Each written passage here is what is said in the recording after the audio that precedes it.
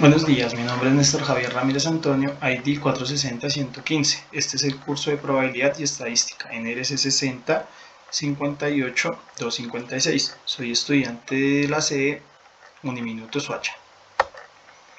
¿Por qué la estadística es útil para evaluar y analizar el comportamiento de fenómenos como los sismos? La estadística es útil para evaluar y analizar el comportamiento de fenómenos como sismos por varias razones. Nos permiten realizar un resumen de los datos, nos permiten realizar un análisis de las tendencias, nos permiten realizar una evaluación de los riesgos, realizar investigaciones científicas un poco más profundas para analizar los datos recopilados por las sismografías y detectar futuros eventos.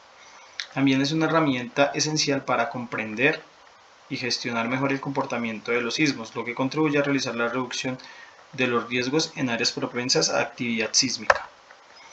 ¿Cómo pueden las medidas estadísticas ayudar a determinar las causas y consecuencias de un problema? Las medidas estadísticas son herramientas fundamentales para determinar las causas y consecuencias de un problema de varias maneras, mediante la identificación de patrones, la comparación y contraste de los datos, la relación entre variables y validación de posibles hipótesis, entre otras. Podemos decir que las medidas estadísticas proporcionan una base sólida para la investigación y la toma de decisiones al permitir la identificación de relaciones, tendencias y efectos que puedan ayudar a determinar las causas y consecuencias de un problema. ¿En qué forma un estudio probabilístico sobre un fenómeno puede resultar útil para explicar otros fenómenos similares? Un estudio probabilístico sobre un fenómeno puede ser útil para explicar otros fenómenos similares de varias maneras, ya que estos nos proporcionan información valiosa y patrones que pueden ser útiles para explicar y comprender fenómenos similares, lo que facilita la aplicación de los conocimientos a situaciones relacionadas. Justifique por qué las medidas estadísticas son útiles para abordar las dimensiones del caso. Las medidas estadísticas son útiles para abordar las dimensiones, ya que mediante estas podemos resumir los datos, realizar un análisis de las causas, tener datos claves para evaluar la población, la resistencia del suelo y los sismos. Teniendo claro estos datos, podemos tener una mejor comprensión y tomar unas decisiones más acertadas para poder afrontar el caso. Indique la media, mediana, moda y desviación estándar del número de habitantes de la zona afectada durante los últimos 5 años.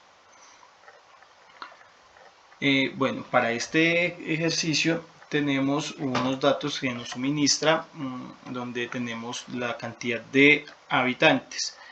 Entonces, la media es tomar todos los datos y sumarlos para luego dividirlos entre 5. Tenemos que para este caso la media nos daría 10.880.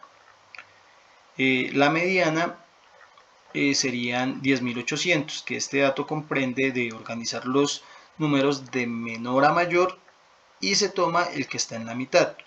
Como para este caso es un número impar, al organizarlo nos da un dato exacto que digamos que nos va a dar en el 10.800. La moda, estadísticamente hablando, es el dato que más se repite. Para este caso no tenemos datos, así que no hay moda. La desviación estándar es de 1.244,67 habitantes aproximadamente. Calcule las medidas de tendencia central y dispersión de la resistencia a la comprensión del suelo. Bueno, para este caso, entonces, para sacar la media, lo que debemos hacer es sumar de igual forma los datos que nos suministra, que son 12.5 más 14.2 más 10.8 más 11.9 más 13.6. Dividido esto entre 5, nos va a dar 12,2 megapascales. La mediana, ordenando los valores, nos vamos a fijar que al igual tenemos también un número que es impar, entonces nos va a dar un dato exacto, que es de 12.5.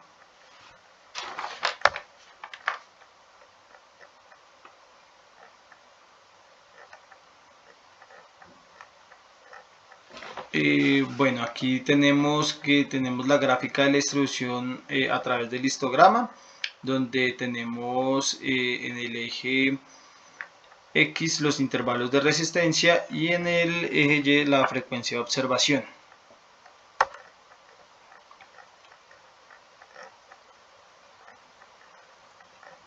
En esta tenemos el gráfico de la distribución de la resistencia a través de nuestro histograma, donde podemos ver que en nuestro eje X tenemos la profundidad del nivel freático y en el eje Y tenemos la resistencia del suelo en megapascales.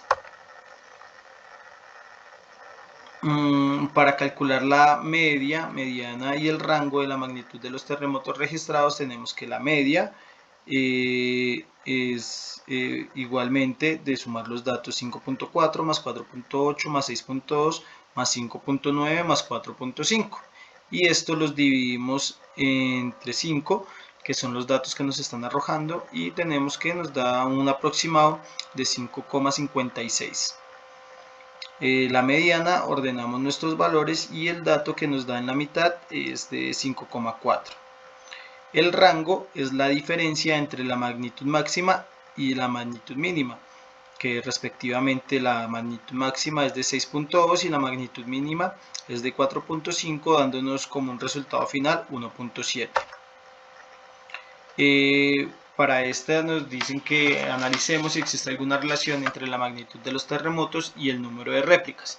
Nos indican en esta información, nos da el ejercicio más bien este cuadro, donde nos indican que el terremoto 1 tiene una magnitud de 5.4, el terremoto 2 tiene una magnitud de 4.8, el terremoto 3 tiene una magnitud de 6.7, el terremoto 4 tiene una magnitud de 5.9 y el terremoto 5 tiene una magnitud de 4.5, perdón. Analizando estos datos podemos concluir que las magnitudes no siempre van a ser las mismas. Adicional a esto, las ubicaciones tampoco van a ser las mismas. Muchas gracias, feliz día.